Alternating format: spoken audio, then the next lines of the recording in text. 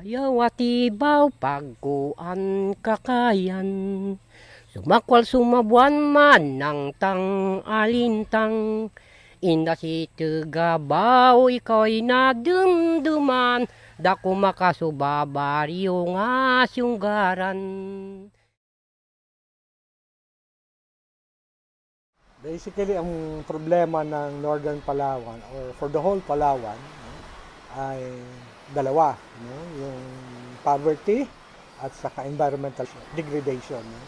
Poverty dahil malalayo yung mga lugar ng mga mahihirap na magsasaka, nangingisda, malayo sila sa market, nagkakaingin sila para may pagkain, tapos saka sila naghahanap buhay kung ano man pwedeng maging hanap buhay. No?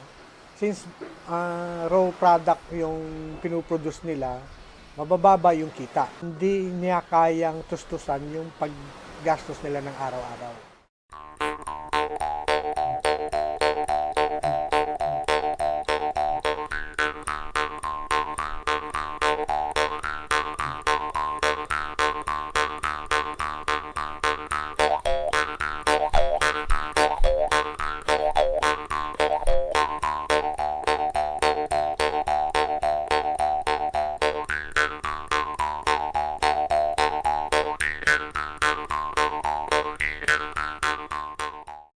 Ang problema dito sa aming lupaing Minuno, sa kasalukuyan ngayon, ay laganap yung pag-clearing, tinatawag na lilinis sila, tapos aangkinin nila yun.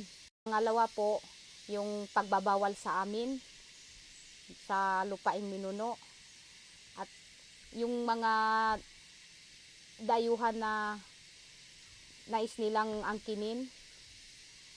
Tapos yung mga katutubo naman pinagbabawalan nila na pumasok doon.